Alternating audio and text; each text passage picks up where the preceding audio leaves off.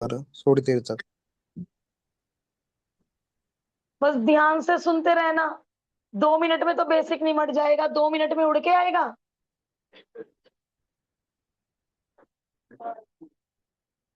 बहुत ध्यान से सुनना और बीच बीच में क्वेश्चंस करते रहना, समझ नहीं आया तो। चलिए, increasing and decreasing functions, question 100% इस टॉपिक में से आएगा।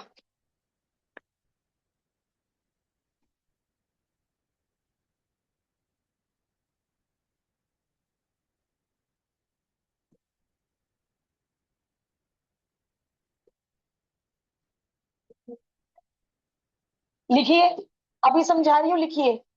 एफ, दो अप्रोच है, इंक्रीजिंग डिक्रीजिंग की दो अप्रोच है। सेकंड अप्रोच हर क्वेश्चन में एप्लीकेबल है। फर्स्ट अप्रोच से सारे क्वेश्चन नहीं हो सकते, बट हमें दोनों अप्रोच करनी पड़ेंगी। असर्शन रीजन में क्या पता क्या पूछ लें। फर्स्ट अप्रोच कैसे पता चलेगा एफ इंक्रीजिंग फंक्शन है? If x1 is less than x2 से ये इंप्लाई हो fx1 is less than fx2।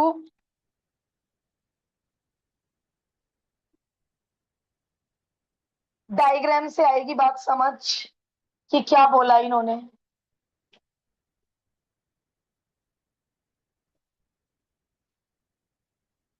चलो पहले एक काम करते हैं, इंक्रीजिंग फंक्शन समझ लो, फिर मैं स्ट्रिक्टली इंक्रीजिंग लिखूंगी, इतने आप ये कॉपी कर लोगे। पहले समझ लो, x1 x2 ये कहां से उठाओगे? एक्स एक्सिस से। fx1 x1 की इमेज, y की वैल्यू। fx कौन होता है? y। मुझे ऐसे दो x1 x2 लेने हैं, x1 x2 से लेस हो, तो मैंने x1 पहले प्लॉट कर लिया, मैंने x2 बाद में प्लॉट कर लिया। ठीक है, अब x1 की इमेज बताओ, ये रही x1 की इमेज। x2 की इमेज बताओ, ये रही x2 की इमेज। x1 x2 से छोटा है, तो x1 की इमेज भी x2 की इमेज से छोटी है। एक्स एक्सिस पर लेफ्ट टू राइट बड़े नंबर होते चले जाते हैं, वाई एक्सिस पे ऊपर जाओ तो बड़े नंबर होते चले जाते हैं। तो यदि x1 x2 से छोटा है, तो fx1 भी fx2 से छोटा है। इक्वल कब होगा?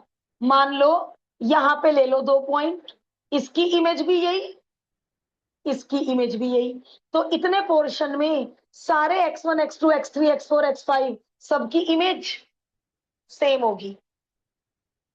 तो इसका मतलब यदि x1 x2 से छोटा है, इमेज या तो इक्वल हो या लेस हो, ऐसे फंक्शन को इंक्रीजिंग फंक्शन कह रहे हैं।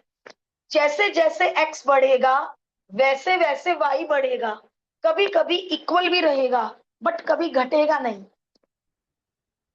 x के बढ़ने से y कभी घटेगा नहीं, या तो बढ़ेगा या इक्वल रहेगा, घटेगा नहीं। ये पैरेलल पोर्शन क्या शो करता है? यहाँ पे जितने भी जितने भी x ले लूं, उन सब की इमेज इक्वल रहेगी। मान लो ये x1 है, ये x3 है, तो यही fx1 यही fx3। मान लो इसका नाम x4 है, तो x4 की इमेज भी यही। लेस तो नहीं हुई, या तो इक्वल है या ग्रेटर है। x बढ़ता जाएगा, इमेज बढ़ती जाएगी, y की वैल्यू। तो x के बढ़ने से जब y की वैल्यू बढ़ती चली जाए, ऐसे फंक्शन को इंक्रीजिंग फंक्शन कहते हैं। करो, इतने मैं स्ट्रिक्टली इंक्रीजिंग लिख रही हूँ, इतने आप इसे कॉपी कर लीजिए, कैसे भी बना लो। ये तो रफ बनाया, और एग्जाम में ग्राफ नहीं बनाना है, ग्राफ से केवल आपको ये रटना ना पड़े, इसलिए ग्राफ बनाया। वरना तो बच्चा रटता, इंक्रीजिंग में रट लो x1 लेस देन x2, तो fx1 less than equal to fx2। But graph की मदद से अब आपको ये रटना नहीं पड़ रहा है, आपको लग रहा है यार वाकई ऐसा है।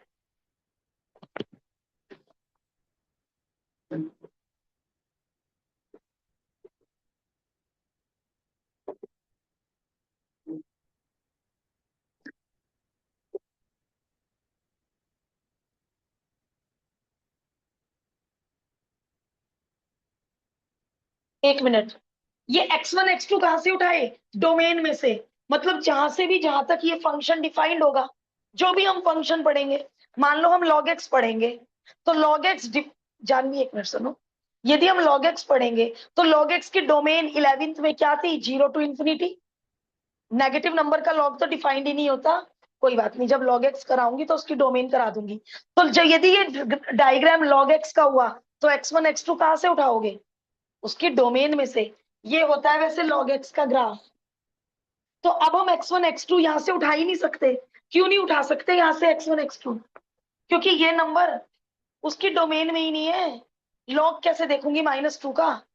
तो x1 x2 कहां से उठाऊंगी? 0 to infinity। चलो अब यहाँ पे देखें, एक मिनट के लिए देख लो।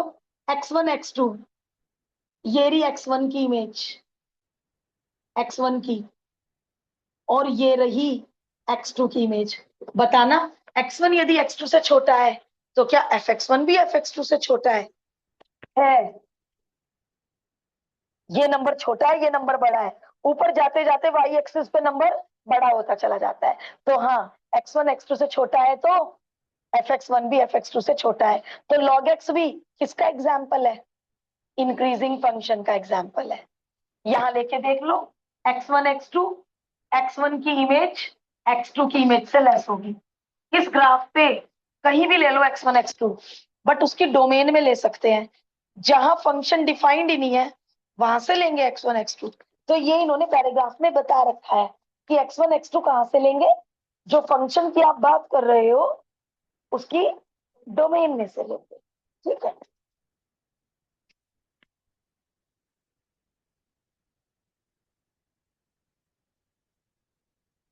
वापिस कॉपी करने लगो, जब समझाऊंगी तो दोबारा सुनना।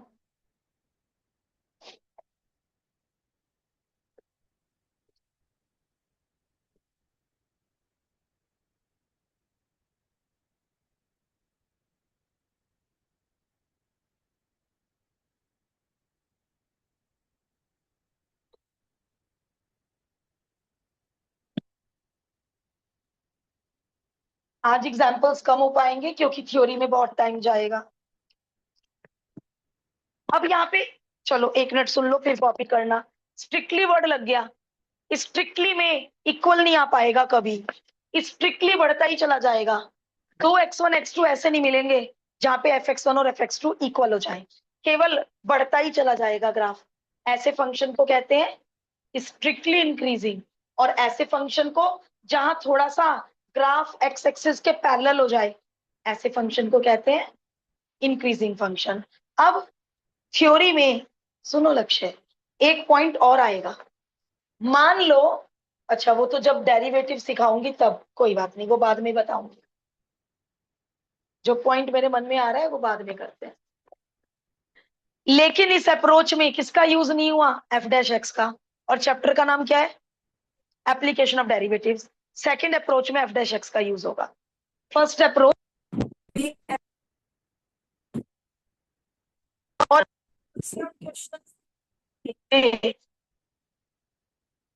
बट इस अप्रोच की नॉलेज होनी जरूरी है।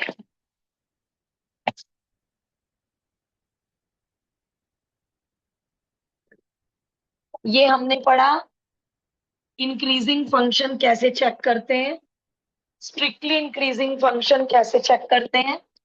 अब पढ़ेंगे डिक्रीजिंग फंक्शन कैसे चेक करते हैं, और स्ट्रिक्टली डिक्रीजिंग कैसे चेक करते हैं।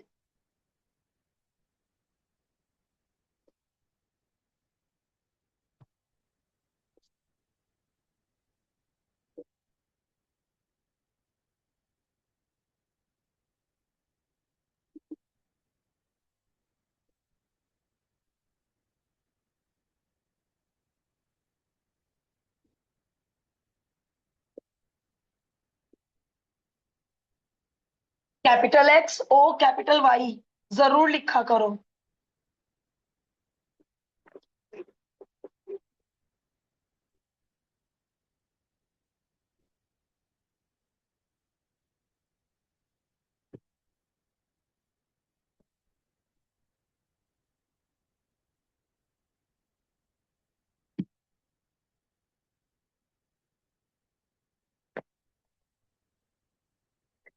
अच्छा, अभी कुछ लोग यहीं पर हैं, ये समझ लो, उसके बाद पॉज मिलेगा। ये देखो, ये ग्राफ नीचे की तरफ उतरेगा ड्रॉ करने में, हमेशा नीचे की तरफ उतरेगा। ये देखो, x1 यदि x2 से छोटा है, लेकिन इमेज देखो, इमेज में उल्टा पुल्टा हो गया। देखो, इमेज में उल्टा पुल्टा हो गया। क्या उल्टा पुल्टा हो गया? fx1 ग्रेटर हो गया fx2 से। x1 लेस देन x2 है, बट इमेज x1 की बड़ी है x2 से। तो ये किसकी पहचान है? और कभी कभी इक्वल भी हो जाएगा, बट स्ट्रिक्टली डिक्रीजिंग में कभी भी किन्हीं दो x की इमेज इक्वल नहीं होगी। हमेशा यदि x1 x2 से छोटा है, तो x1 की इमेज x2 की इमेज से ग्रेटर होगी। साइन उल्टा हो गया है, देख रहे हो ना? लेस का ग्रेटर हो गया है। और डायग्राम से हमें ये कॉन्सेप्ट दूर दूर तक रटना नहीं पड़ेगा। तुम फटाफट डायग्राम बना के देख लोगे एग्जाम में, यदि कंफ्यूज भी हो गए तो। इंक्रीजिंग और स्ट्रिक्टली इंक्रीजिंग में यदि x1 x2 से छोटा है, तो fx1 भी fx2 से छोटा है। डिक्रीजिंग और स्ट्रिक्टली डिक्रीजिंग में यदि x1 x2 से छोटा है, तो fx1 fx2 से ग्रेटर है। और ये इक्वल टू का केस समझ आ ही रहा है आपको? ठीक है, चलो अब आराम से take your time and copy down the first approach. अब हम पढ़ेंगे सेकंड अप्रोच।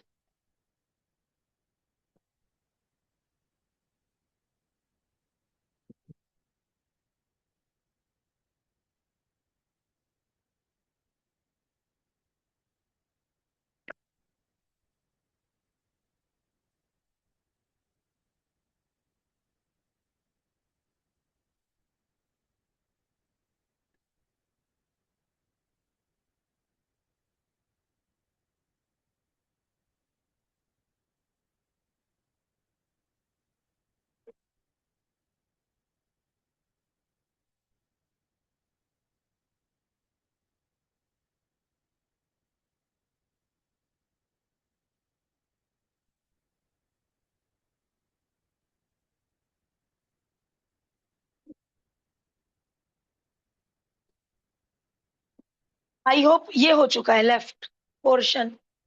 इशिका,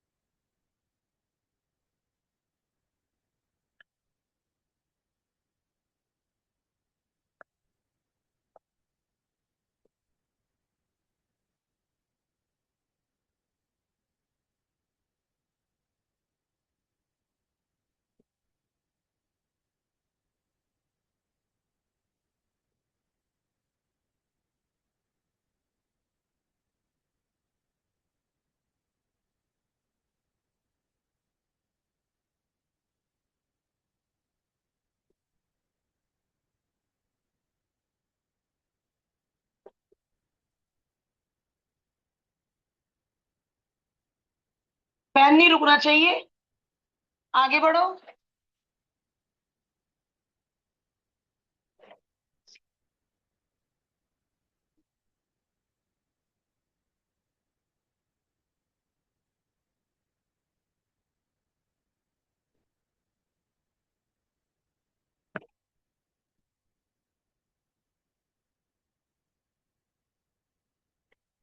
जिस फंक्शन को स्ट्रिक्टली डिक्रीजिंग कहते हैं, इसको डिक्रीजिंग भी कह सकते हैं, बट इसको स्ट्रिक्टली डिक्रीजिंग नहीं कह सकते। ये तो डिक्रीजिंग भी है। अब यूज होगा एफ डैश एक्स का। एफ डैश एक्स की मदद से कैसे पता लगाएं फंक्शन इंक्रीजिंग है या डिक्रीजिंग है?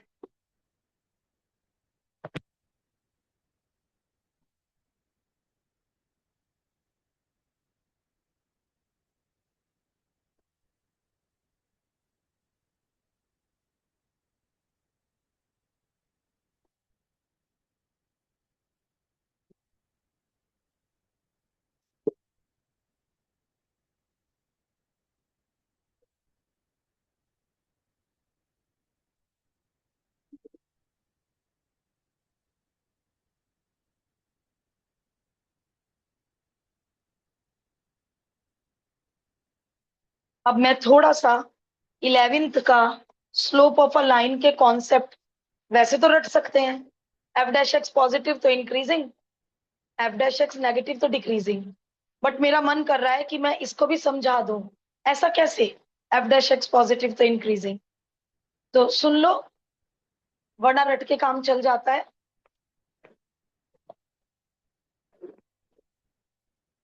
और डिक्रीजिंग में उल्टा हो जाएगा, एफ डैश एक्स जहां जहां नेगेटिव, फंक्शन डिक्रीजिंग।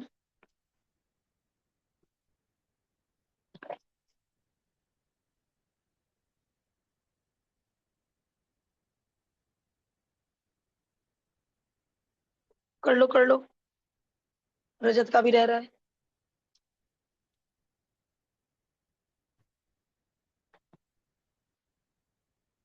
ये जरा ध्यान से देखते रहना, ये ओपन है, ये क्लोज्ड है, ये ओपन है, ये क्लोज्ड है, ये ओपन है, ये क्लोज्ड है। उल्टा हो गया, ये क्लोज्ड है, ये ओपन है।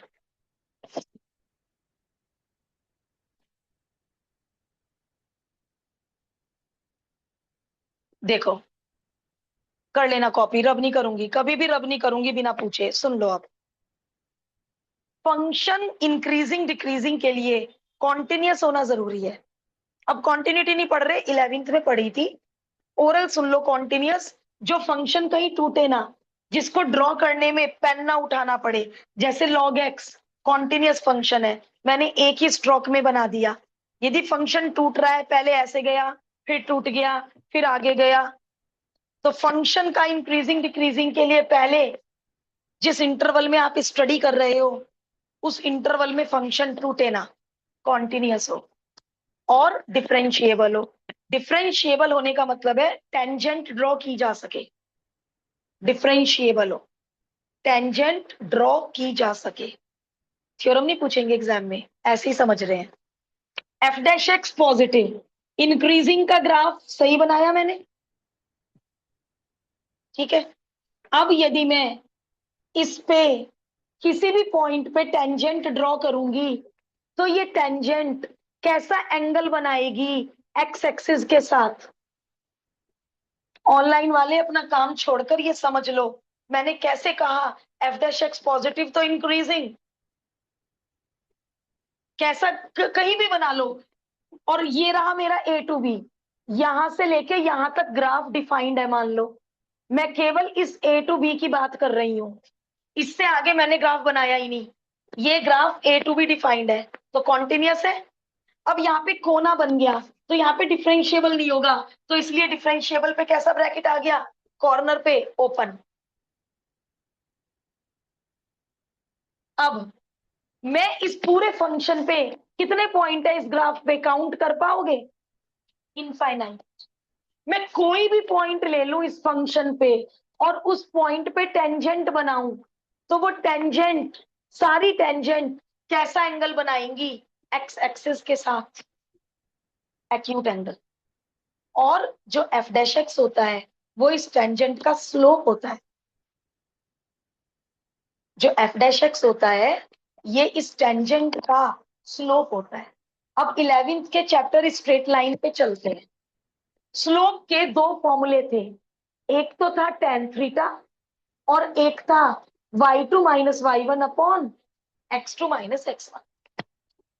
जब एंगल 135 होता था, तो अप्लाइड वालों को tan 135 रटवा दिया गया था -1। याद करो, tan 150 डिग्री रटवा दिया गया था -1/√3। कोर वाले तो सॉल्व कर लेते हैं। तो जब जब थीटा एक्यूट होगा 0 to 90, टेंथ तो हमने ट्रिग्नो से पास की है, 0 to 90 कभी tan नेगेटिव हुआ? tan 0 0, tan 30 +1/√3, tan 45 +1, tan 60 +√3। और कोर वाले ये पढ़ते हैं, क्वाड्रेंट वन में जितने भी एंगल होते हैं, उनमें सारे ट्रिग्नोमेट्रिक रेशियोज का आंसर पॉजिटिव होता है। अथर्व बिल्कुल मन नहीं है सुनने में, कि मैं तो रटूंगा मैम, मुझे नहीं सुनना। सुन लेना, एनर्जी लग रही मेरी भी। फर्स्ट क्वाड्रेंट में, और तुमने क्या देखा, नोटिस किया कि यार कोई भी टेंजेंट बनाओ, एक्यूट एंगल बनेगा 0 to 90 के बीच में। तो यही कारण है, एफ डैश एक्स पॉजिटिव तो फंक्शन इंक्रीजिंग होता है, क्योंकि हर टेंजेंट का स्लोप हर कीमत पर tan theta tan acute angle always positive. अब ये समझो स्ट्रिक्टली और ये समझो, इंक्रीजिंग में कहीं कहीं पैरेलल भी हो जाएगा। जिसकी 11th स्ट्रॉन्ग है उसे पता है जितनी लाइन एक्स एक्सिस के पैरेलल होती है उनका स्लोप 0 होता था, जितनी लाइन एक्स एक्सिस के पैरेलल होती है उनका स्लोप 0 होता था। फॉर एग्जाम्पल ये 2 है, फॉर एग्जाम्पल ये 3 है। 2 से लेके 3 तक इन इनफाइनाइट पॉइंट पर एफ डैश एक्स कैसा है? 0। Line is parallel to X axis. 2 से लेके 3 तक, अब बच्चे कहते हैं छोटा सा ही तो इंटरवल है, पॉइंट्स बताना 2 और 3 के बीच में। तो इन इनफाइनाइट पॉइंट पे एफ डैश एक्स 0 है और बाकी सारी पॉइंट पे एफ डैश एक्स पॉजिटिव है, क्योंकि मैं बाकी कहीं भी टेंजेंट बनाऊंगी तो टेंजेंट का स्लोप पॉजिटिव आएगा एक्यूट एंगल के कारण। आ जाओ यहाँ पे, यदि एफ डैश एक्स 0 भी है और ग्रेटर देन 0 भी है तो कैसा कहा? इंक्रीजिंग। यदि एफ डैश एक्स केवल केवल पॉजिटिव है, केवल केवल पॉजिटिव है तो कैसा कहा? Strictly increasing.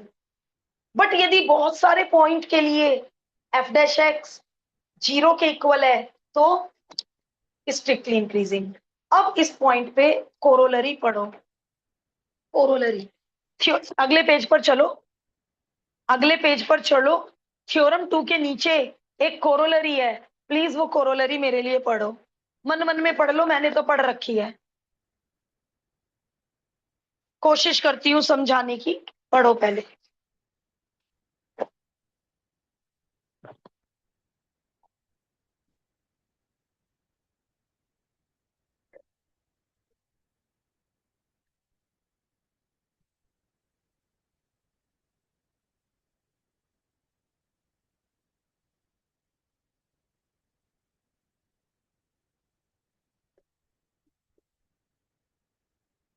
कुछ बच्चों को नहीं मिल रही कोरोलरी, थ्योरम 2 के बाद है।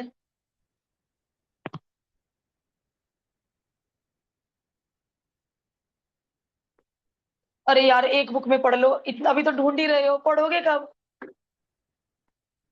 अपने फ्रेंड की बुक से पढ़ लो। चलो मैं समझाती हूँ इस कोरोलरी में क्या लिखा है। यदि एफ डैश एक्स 0 केवल फाइनाइट नंबर 2-4 पॉइंट के लिए ही 0 है तो भी उसे स्ट्रिक्टली इंक्रीजिंग ही कहे आना। लेकिन यदि किसी इंटरवल में एफ डैश एक्स 0 है तो इंक्रीजिंग कहना। एग्जाम्पल, ये ग्राफ है y is equal to X cube का, इसका डेरिवेटिव होता है, मान लो इसका नाम एफ एक्स है। बेटा ये तो पता होगा D Y over D X और एफ डैश एक्स एक ही बात है, चैप्टर 5 तो हम कर चुके। 3x², 3x² हमेशा पॉजिटिव आएगा। बढ़ते रहो x को, दुनिया का कोई भी नंबर, नेगेटिव पॉजिटिव कुछ भी बढ़ते रहो, 3x² हमेशा पॉजिटिव आएगा। बस एक पॉइंट के लिए 0 आएगा, केवल इकलौते एक पॉइंट के लिए। जब x को मैं 0 भरूंगी तब 0 आएगा, बाकी सबके लिए पॉजिटिव आएगा।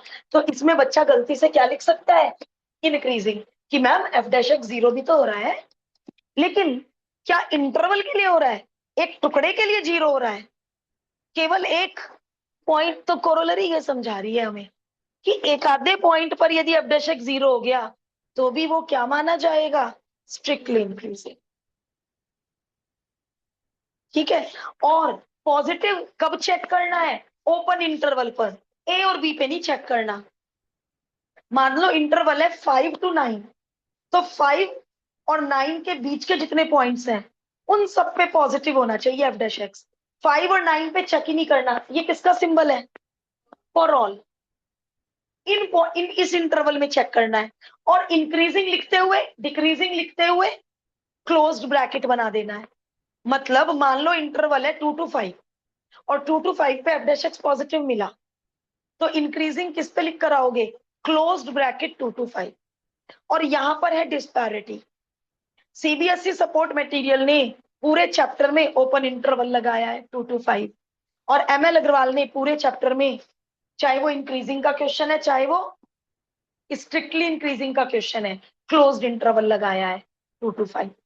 और सीबीएसई सपोर्ट मटेरियल और बहुत सारे राइटर्स ने ओपन इंटरवल लगाया है। तो आप ओपन और क्लोज के पंगे में नहीं पड़ेंगे। हम फिलहाल एमएल अग्रवाल की तरह करेंगे।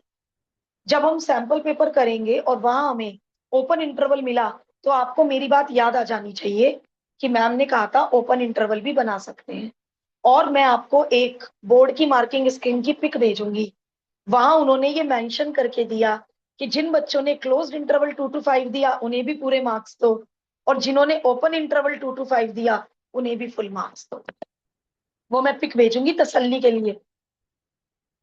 ठीक है। तो इंक्रीजिंग के लिए क्या शर्त हुई? F dash X greater than equal to 0। और स्ट्रिक्टली इंक्रीजिंग के लिए क्या शर्त हुई? F dash X only greater than 0। और ये जो इक्वल टू 0 है, ये कब? किसी टुकड़े के लिए, किसी इंटरवल के लिए, एक आधे पॉइंट के लिए नहीं। यदि एक आधे पॉइंट के लिए एफ डैश एक्स 0 है, तो भी आप क्या वर्ड्स लिखेंगे? Strictly increasing. और एक दो एग्जाम्पल करते ही सारी पिक्चर क्लियर हो जाएगी। ठीक है। अब मैं डिक्रीजिंग समझाऊंगी। जिनको मैंने रोक दिया था जल्दी से पूरा कर लो। इस वाले स्लोप के फॉर्मूले का यूज नहीं हुआ, इस वाले स्लोप के फॉर्मूले का यूज हो रहा है। जब क्वेश्चंस करेंगे तब अच्छा अच्छा लगेगा। जब थ्योरी करते हैं तो ऐसे ऐसे अजीब से चेहरे बनते हैं।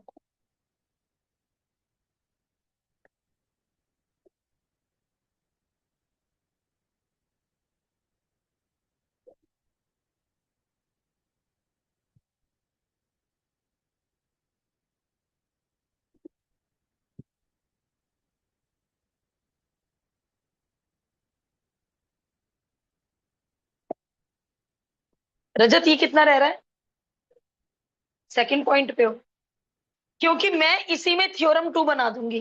आप लोग पूरी थ्योरम 2 दोबारा लिखेंगे। जो खाली बैठे हैं वो इतने बुक से लिख लें थ्योरम 2। मैं तो इसी में चेंजेस कर दूंगी। मेरी थ्योरम 2 थ्योरम 1 में ही आ जाएगी। बस मैं दो चार बच्चों का वेट कर रही हूँ। ऑनलाइन वालों से अभी इसलिए नहीं पूछ रही, कुछ समझ में आ रहा है क्या? एग्जाम्पल्स करने के बाद ज्यादा क्लियरिटी आएगी।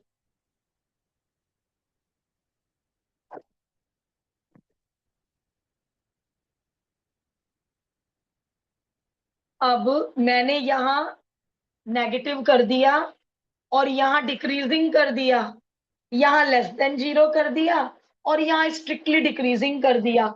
और मेरी थ्योरम 2 बोर्ड पर आ गई।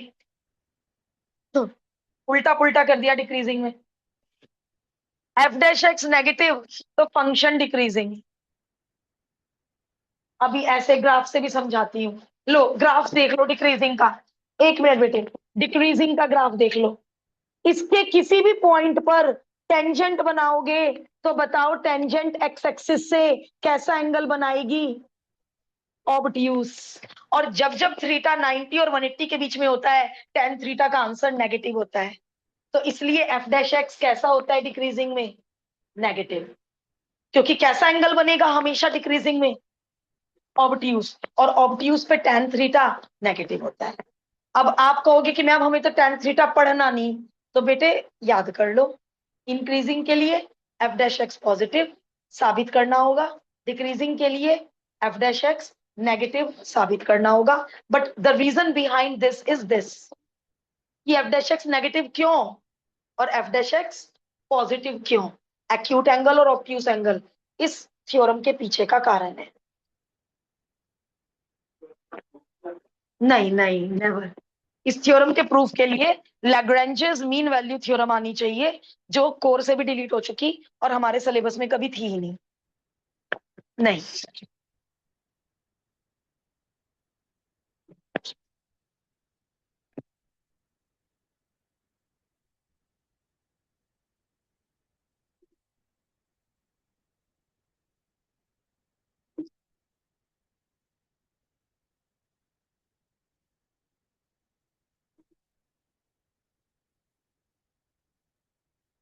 बहुत सिंपल। पूरे टॉपिक में केवल एक फंडा, F dash x positive increasing, F dash x negative decreasing, F dash x positive increasing, F dash x negative decreasing. पूरे टॉपिक में एक ही फंडा। हाँ, डिफरेंशिएशन स्ट्रांग होना चाहिए, बार बार चेन रूल वगैरह लगेगा। चैप्टर 5 तो आना ही पड़ेगा इस चैप्टर के लिए। देखा जाए आधा घंटा हो गया थ्योरी पढ़ाते पढ़ाते, बट एक ही फंडे से पूरा टॉपिक हो जाएगा। एफ डैश एक्स पॉजिटिव तो increasing, F dash x negative तो डिक्रीजिंग। अब हम डिफरेंट वेराइटी ऑफ क्वेश्चंस करने वाले हैं। इशिका, ये ग्राफ तो नहीं बना रहे हो? रब कर सकती है रजत?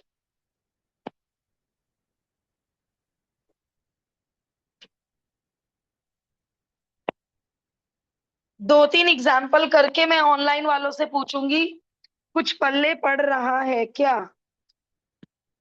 बता देना। नींद ना आई हो तो। एक तो यहीं पे सो रहा है ऑफलाइन। अभी करती हूँ, गुड मॉर्निंग।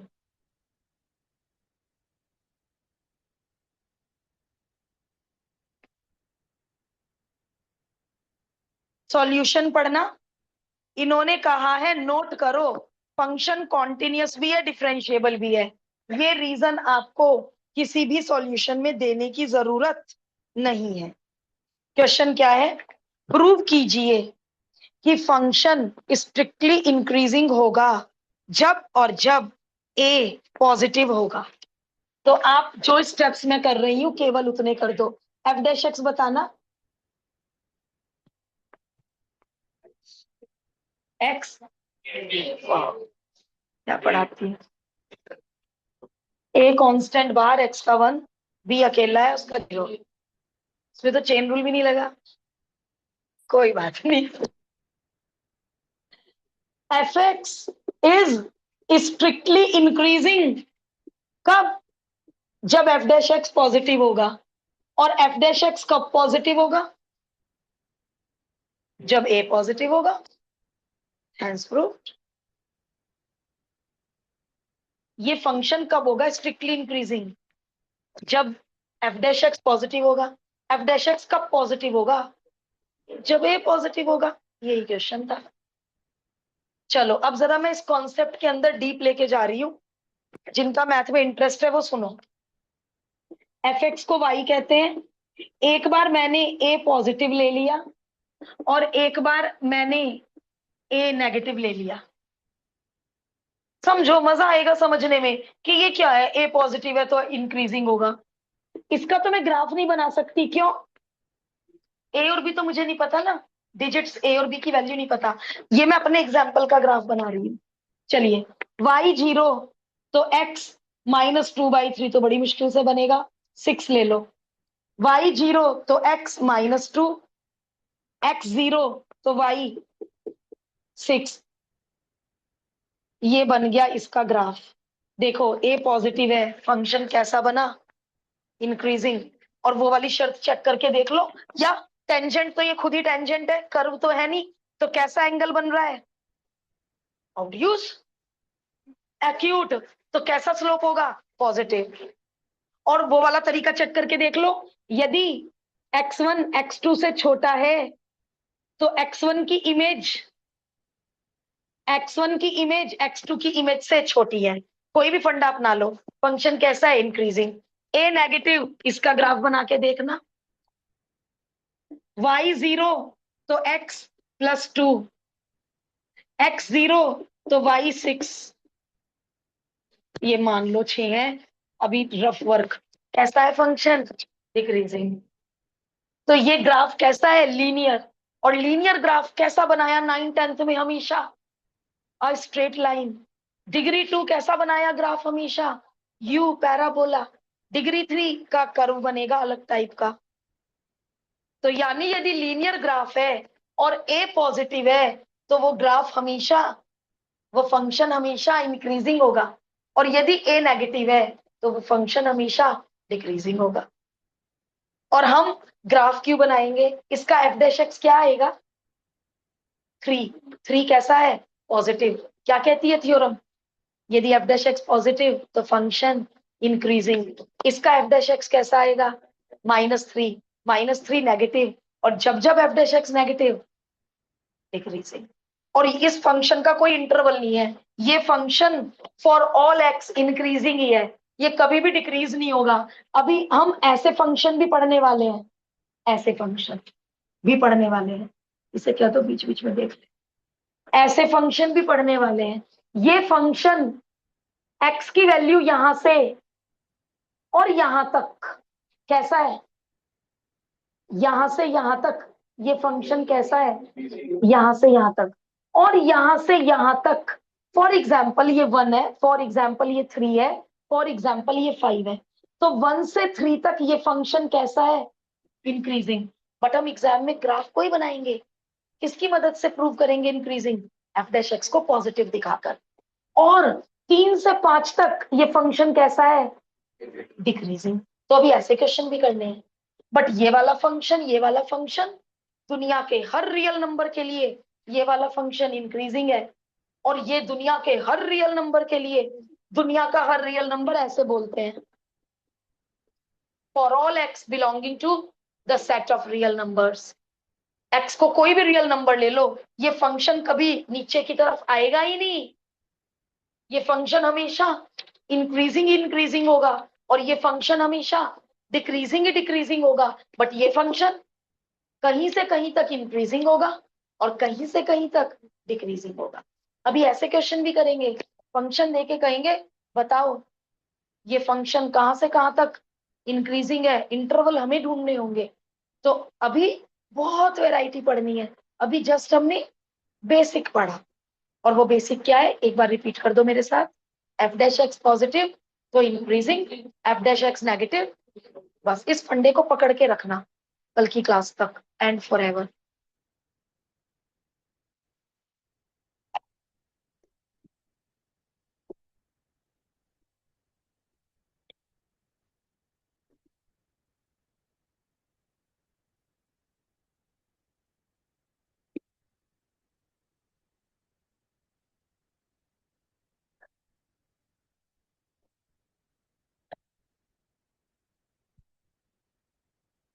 जो थ्योरम टू कॉपी नहीं कर पाए वो घर जाके कर लेना, बल्कि मुझे कोरोलरी भी कॉपी करवानी थी, जगह ही नहीं छोड़ी होगी।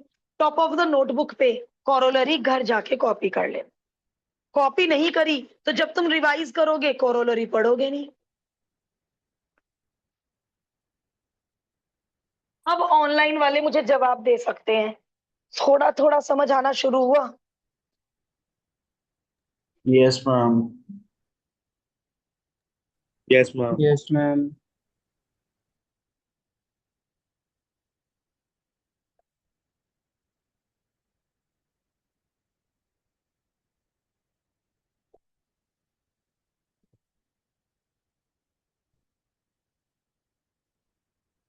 चलो भाई, इसका डेरिवेटिव तय करेगा कि ये फंक्शन इंक्रीजिंग है या डिक्रीजिंग है। हम तुम कौन तय करने वाले, कौन तय करेगा इसका डेरिवेटिव, निकालो इसका डेरिवेटिव। Chain rule. अब ये बात पहले भी कई बार बता चुकी, आज दोबारा सुनो जानवी। ई की पावर में कुछ भी हो, कोई भी रियल नंबर हो, ई की पावर में कोई भी रियल नंबर हो, पॉजिटिव, फ्रैक्शन, नेगेटिव, कोई भी रियल नंबर हो, आंसर हमेशा पॉजिटिव आएगा। क्योंकि ई की वैल्यू 2.7 समथिंग होती है। ई की पावर नेगेटिव भी हुई तो वो डिनोमिनेटर में जाके पॉजिटिव हो जाएगी। बताओ ये आंसर ऑलवेज पॉजिटिव। 2.7 की पावर 4/3 पॉजिटिव। ये वैल्यू 0 भी हो गई तो भी आंसर पॉजिटिव। ई की पावर -2, 1/e² पॉजिटिव। ई की पावर एक्स का आंसर हमेशा पॉजिटिव आता है, ना तो 0 आ सकता ना नेगेटिव आ सकता। इसको बोलते हैं रेंज। फंक्शंस चैप्टर था ना लास्ट ईयर, ई की पावर एक्स की रेंज होती है 0 to infinity. Functions chapter 11th में था, काश हम 11th में पढ़ लेते। कोई बात नहीं, अब सुन लो, पता नहीं थी ना रेंज। ई की पावर एक्स का आंसर, आंसर रेंज को कहते हैं, वाई की वैल्यू हमेशा पॉजिटिव आएगा। तो अब आप इसको लिख दो, ये आंसर हमेशा पॉजिटिव आएगा, 0 भी नहीं आ सकता। फॉर ऑल, दुनिया के हर रियल नंबर के लिए। दुनिया का हर रियल नंबर मैथमेटिकली कैसे लिखोगे? x belongs to set of real number. x को दुनिया का कोई भी रियल नंबर ले लो, x को दुनिया का कोई भी रियल नंबर ले लो, √2 भी रियल नंबर होता है, answer will always be positive. तो जब तुमने दुनिया के हर रियल नंबर के लिए f डैश x को पॉजिटिव दिखा दिया, तो तुमने क्या दिखा दिया? कि आपका दिया हुआ फंक्शन स्ट्रिक्टली इंक्रीजिंग है फॉर एवरी रियल नंबर। ये वो फंक्शन है ही नहीं यहां से यहां तक इंक्रीजिंग, यहां से यहां तक डिक्रीजिंग। और ये होता है e की पावर x का ग्राफ, ये हमेशा इंक्रीजिंग ही होता है। ग्राफ नहीं बनाना एग्जाम में, ऐसे ही बनाया, ऑलवेज इंक्रीजिंग होता है e की पावर x का ग्राफ। और हमें ग्राफिकली तो शो ही नहीं करना, हमारे पास तो बहुत बढ़िया हथियार है, f डैश x को पॉजिटिव दिखा दो, फंक्शन इंक्रीजिंग हो गई। बट यहाँ क्या नॉलेज चाहिए थी कि e की पावर में कुछ भी हो, आंसर हमेशा पॉजिटिव आता है, ये नॉलेज चाहिए।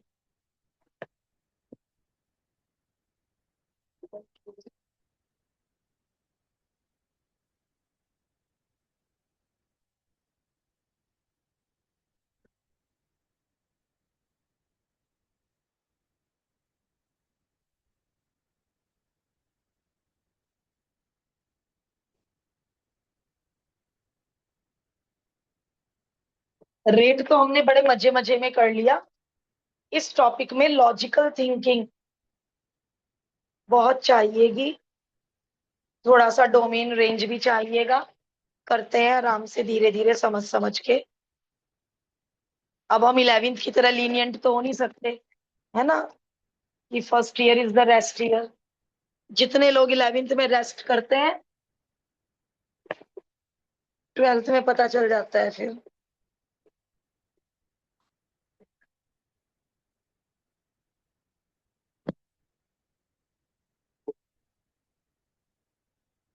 अब कौन तय करेगा? अच्छा हाँ, मैंने एक दो बच्चों को यहाँ लिखते हुए देखा है, f dash x is strictly increasing. हम f डैश x चेक कर रहे हैं, एफ एक्स चेक कर रहे हैं, मदद कौन कर रहा है? F dash x. इंक्रीजिंग कौन होगा? F x. F dash x ने तो मदद की, तो इसका भी एफ डैश एक्स तय करेगा कि ये इंक्रीजिंग है या डिक्रीजिंग है। एफ डैश एक्स, 2 बाहर, 1/x का हमने रट रखा है, और आया कैसे? वो 5 स्टेप करके x की पावर -1 करके। बट चैप्टर 5 करने के बाद यही मजा है। सोचो ये कैसा होगा, हमेशा सोचो ऑलवेज पॉजिटिव होगा। क्यों? होल स्क्वायर्स कभी नेगेटिव ही नहीं होते, ये हमेशा पॉजिटिव होगा। यहाँ कारण बता दो। अच्छा, एक्स स्क्वायर 0 तो हो सकता है, इसकी डोमेन बता दो एग्जामिनर को भाई, क्या है इसके डोमेन? सारे रियल नंबर 0 छोड़कर, कोई बात नहीं, अब कर लो डोमेन। डोमेन वो होती है एक्स की वैल्यूज जिनके लिए वाई डिफाइंड हो। जैसे ही एक्स 0 हुआ, ये वाई, एफ एक्स को वाई कहते हैं, ये वाई डिफाइंड नहीं होने का, तो मैं दुनिया के सारे रियल नंबर ले सकती हूँ 0 छोड़कर। तो जब 0 लेना ही नहीं है, तो यहां से क्या हटा दो? यदि 0 होता और एक्स स्क्वायर 0 होता तो F dash x not defined हो जाता। बट हमें तो क्वेश्चन ने ही मना कर दिया कि 0 तो लेना अलाउड ही नहीं है, डोमेन में ही नहीं है, तो डिनोमिनेटर हमेशा पॉजिटिव होगा। -2 अपॉन अ पॉजिटिव नंबर। ओ भाई, ये भी बहुत बड़ी गलती हो गई मुझसे, गलती हो गई। -2 upon a positive number is always negative. तो क्या साबित हो गया? देयरफॉर आपका दिया हुआ फंक्शन स्ट्रिक्टली डिक्रीजिंग है। अब मैं बुक खोल के देख रही हूँ, उन्होंने ये नहीं लिखा होगा for all x belonging to R. क्यों नहीं लिख सकते for all x belonging to R? इसमें तो 0 भी आ गया, 0 पे ना फंक्शन डिफाइंड है ना उसका डेरिवेटिव डिफाइंड है। तो देखो इन्होंने क्या लिखा है, इनकी भाषा लिखते हैं। Very good. For all x belonging to DF. DF कौन? Domain of the function.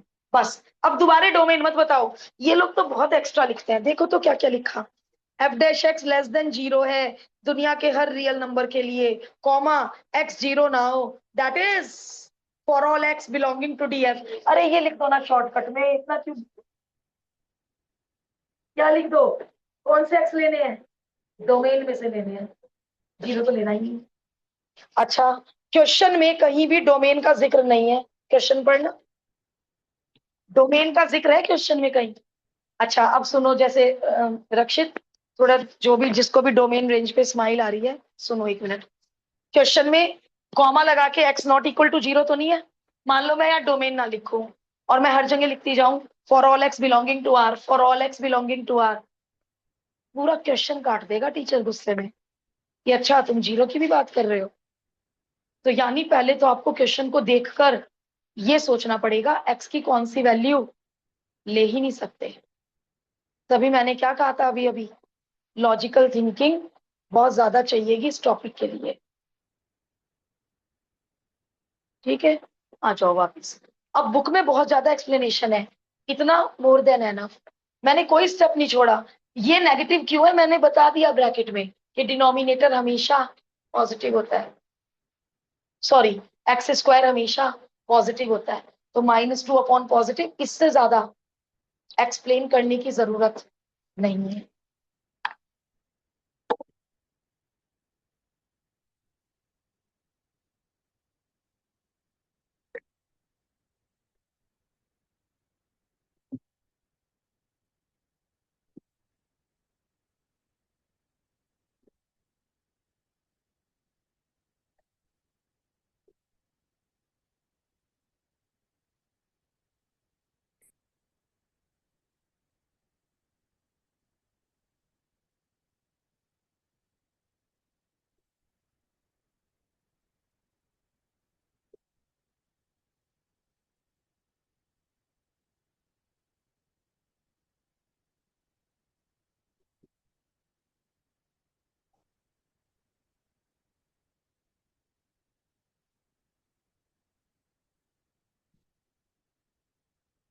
इसमें डोमेन क्यों नहीं डिस्कस करनी, डिनोमिनेटर है ही कहाँ, एक्स की किसी वैल्यू से खतरा नहीं है। और इन्होंने कहा है सारे रियल नंबर पे इंक्रीजिंग दिखाओ, यानी एफ डैश एक्स को कुछ भी करके पॉजिटिव दिखा दो। ई की पावर 2x में आपने क्या कहा कि एफ डैश एक्स हमेशा पॉजिटिव होगा, इसमें आपने क्या कहा एफ डैश एक्स हमेशा नेगेटिव होगा।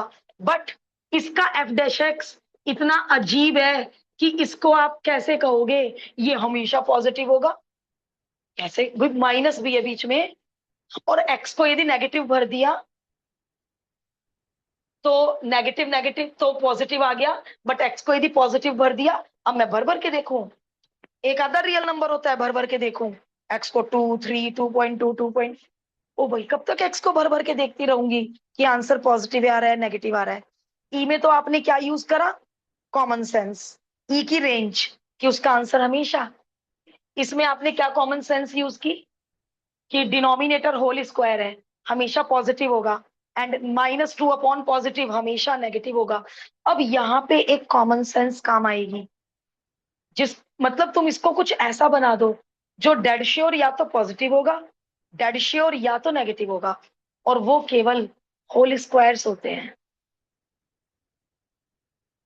अब इसको होल स्क्वायर कैसे बनाएं, यदि 3 कॉमन भी ले ले तो भी ये होल स्क्वायर नहीं बन रहा। तो अब फिर दिमाग लगाओ भैया, दिमाग दिमाग दिमाग। 5 को 4+1 तोड़ दो, 5 को 4+1 तोड़ दो, क्या चीज है ये, हो गया काम। होल स्क्वायर्स या तो 0 होते हैं, भाई x2 हो गया तो ये 0 हो गया, तो होल स्क्वायर या तो 0 होते हैं या पॉजिटिव, ये 0 भी है तो भी इसमें 1 ऐड हो गया, पॉजिटिव हो गया, 3 मल्टीप्लाई हो गया और पॉजिटिव हो गया। अब मुझे ये बताओ ये लिखूं या ये लिखूं, कौन सा साइन, ऊपर वाला, यदि 1 ना होता अब, क्योंकि कभी कभी 0 भी तो आ सकता है आंसर, बट इस 1 के कारण कभी 0 नहीं आ पाएगा। और क्या लिख दूं बेधड़क बिना डरे, भरते रहो एक्स को, -2, 1/2, 3/2, 5/2, √-6 होल स्क्वायर, तो उसे, तो इसलिए क्या लिख सकती हूँ बिना डरे, दुनिया। तो आपने एफ डैश एक्स को क्या दिखा दिया, 0 से बड़ा, दुनिया के हर रियल नंबर के लिए। तो क्या करोगे कंपाइल रिजल्ट, हाँ जी, आपका दिया हुआ एफ स्ट्रिक्टली इंक्रीजिंग फंक्शन है हर रियल नंबर के लिए। ये वो नहीं है कहीं से कहीं तक इंक्रीजिंग और कहीं से कहीं तक डिक्रीजिंग, इसका ग्राफ हमेशा इंक्रीजिंग जाएगा।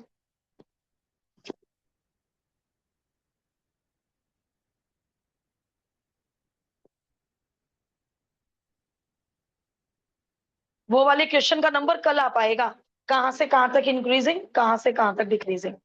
आज तो कैसे हुए चारों, हर रियल नंबर के लिए या तो इंक्रीजिंग या हर रियल नंबर के लिए डिक्रीजिंग। वो टुकड़ों वाला कल आ पाएगा कॉन्सेप्ट।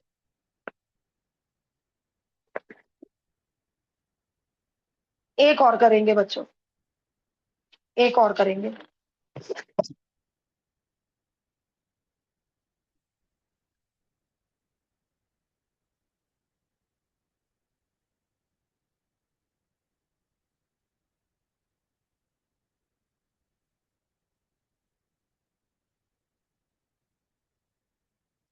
5 और करेंगे, एग्जाम्पल 6 से कल करेंगे। अब अपने आप देख लो कल का डे कितना इंपॉर्टेंट है।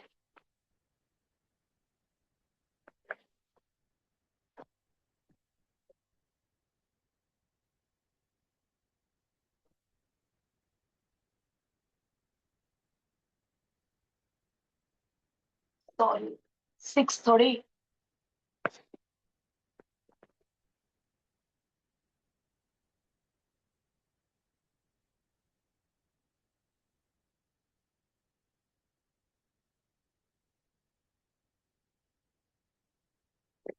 ये वही वाला कॉन्सेप्ट है। अब इसमें ये 1 नहीं मिलेगा, तो भाषा क्या लिखनी है वो सीखनी है।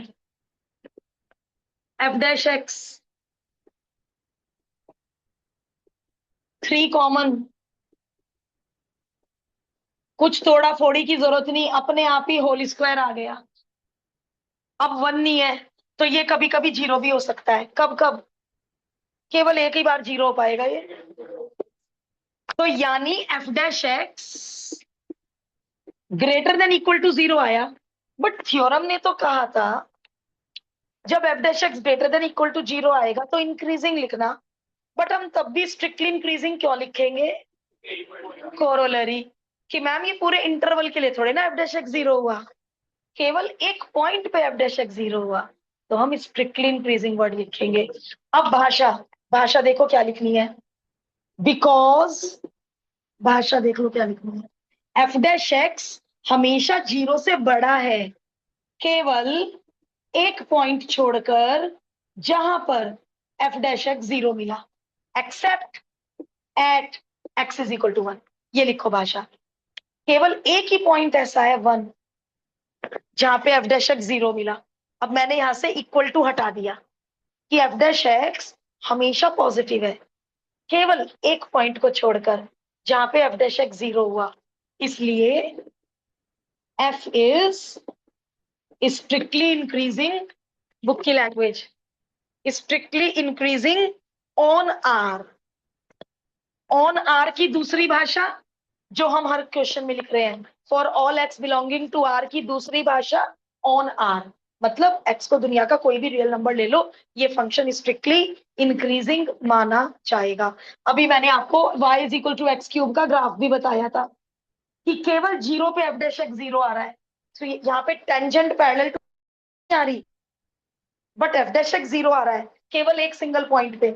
अभी तो बताया था ये किसका ग्राफ था, एक्स क्यूब का, इसका डेरिवेटिव क्या आया था, तो केवल एक सिंगल पॉइंट पे एफ डैश एक्स 0 है, तो इसमें कहीं इंटरवल पे पैरेलल बना ग्राफ, तो इसलिए इस फंक्शन को स्ट्रिक्टली इंक्रीजिंग कहेंगे एक पॉइंट पे एफ डैश एक्स को 0 होने के बावजूद। चलो कल करते हैं एग्जाम्पल नंबर 6 से। देखो बेटे, रिपीटिशन परफेक्ट बनाएगा, है ना। जिन लोगों को भी लगा थ्योरी बहुत है, बहुत सोचने का काम है, तो आज जाके ये 5 दोबारे कर लो, क्या घिस जाएगा। 5 एग्जाम्पल दोबारे कर लो।